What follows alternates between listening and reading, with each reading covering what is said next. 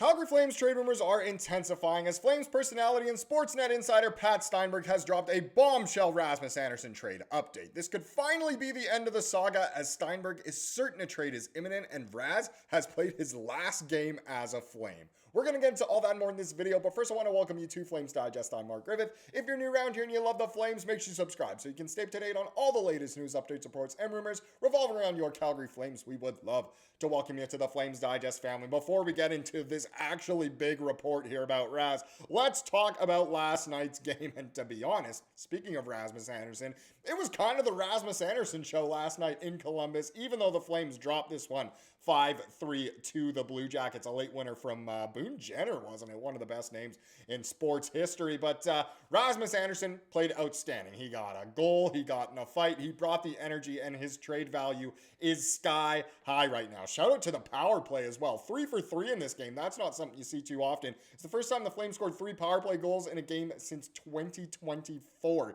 Yes, it is now 2026. It has been almost 2 full calendar years. But if we get into the box score here, Dustin Wolf, I mean, he made 38 saves. You can't fault a goalie making 38 saves and still picking up the loss. 4 goals against on 42 shots. The .905 save percentage. Frosty, Bax, and Andersson were the ones getting the power play goals here. As you can see, all of them were minus in the plus minus on the night. Andersson was a -3 despite being on the ice, obviously, for a couple of those.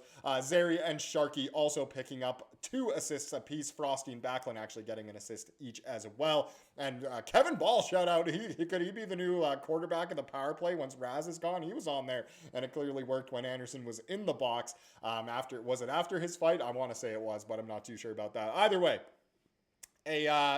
Team Tank, not too upset, obviously, with a regulation loss here to a team that wasn't too far away from them in the standings. Columbus obviously getting up there. Winnipeg, they're on a bit of a winning streak now as well. So it's really just the Canucks who are the ones who are tanking really, really well right now. When's the last time they won? I don't think they've won in regulation in almost a month now. But either way, interesting game there. Razz looked great. Power play looked great. Now, speaking of Razz, is it finally the end of the saga? We all remember the Jacob Markstrom trade rumor saga, the Dylan Cousins trade rumor saga last year, and now it's been the Rasmus Andersson one for what seems like forever. This one has been way longer, but this was tweeted out, and it kind of made its rounds yesterday on Twitter here. So Jason said, Pat was saying on Flames postgame, he won't be surprised if Andersson is traded in the next 24 to 48 hours. You think he's just finalizing an extension? And this is crazy. Pat is obviously Pat Steinberg. 24 to 48 hours. And this was on the Flames postgame. So roughly at about, 8 p.m. last night. That means today could be the prime time for a Razz trade, or maybe tomorrow. This is really coming down to it. So Sea of Red Central, they tweeted out as well, okay, so I listened to this, some notes. Pat said he's heard the heat has really cranked up in the last 12 to 24 hours, and he said it feels like we're in the end game. Could it be the end of the saga? Also goes on to say that it wouldn't surprise him if Rasmus was traded in the next day or so. And, I mean, it might be obvious, but the next day or so, that's today. We could see a Rasmus Andersson trade as soon as today. And I mean, we could have been saying that all along, but still. Let's break this down even further. A little article here from Joshua Serafini of the Win column. So he writes, report, good chance Rasmus Andersson is traded this week. And he kind of plays off of what Pat was saying. And look, a lot of people might not love Pat Steinberg or think his credibility is out the window. It's not, trust me. For those of you who don't know, I actually did an internship with Sportsnet back in the day, and he was kind of my protege. He's the guy who was organizing what we kind of did past Steinberg. He wouldn't just make something up to make it up to get those clicks, unless, the Sportsnet/Rogers bosses are the ones saying, hey, Pat, you got to come up with something bananas to get the ratings up. He wouldn't do that. I don't think he would. So I don't think this is coming out of absolutely nowhere.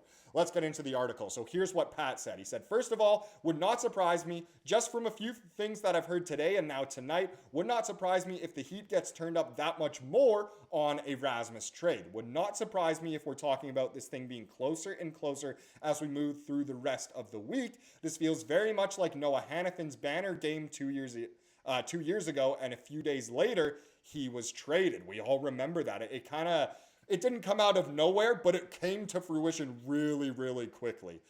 He continued by saying a lot of the indications based on what we're hearing from Rasmus and a lot of what you're hearing from around the league and from people I've been talking to here, I just feel like we are in the end game now. Wow, things are really cranking up. This was kind of a bombshell report, and I can see why it obviously went slightly viral last night. So this sounds like Pat clearly has some intel that suggests Andersson will be traded this week, or at least that's what the term and Andersson hope. Like he mentions, Andersson's game against Columbus very much felt like a farewell of sorts. He was all around the game, including a fight, and it seemed to be one of his most emotional games of the season.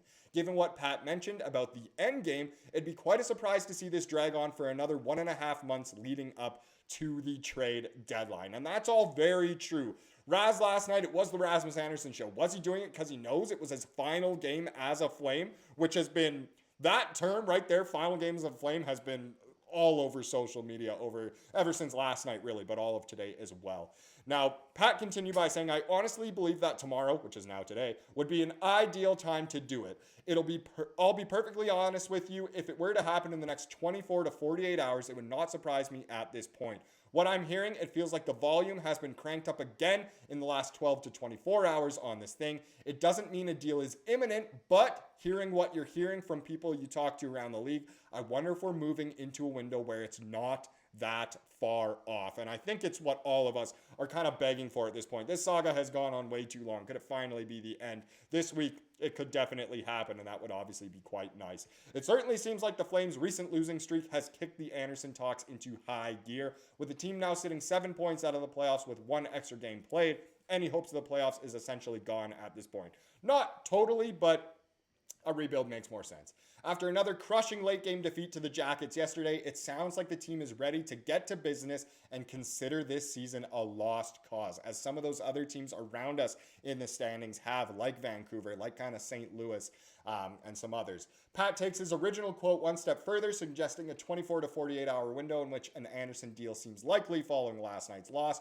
When someone as connected as Pat mentions a trade would not surprise him in the next 48 hours, it likely means there's a whole lot of smoke behind the scenes. Again, Pat isn't your Saravalli, you know? He's not your Pagnotta. He's not just going to report something to try and get clicks. He clearly knows what's going on. He is Flames focused specifically. This isn't coming out of nowhere. We really could finally see a trade happen sooner rather than later.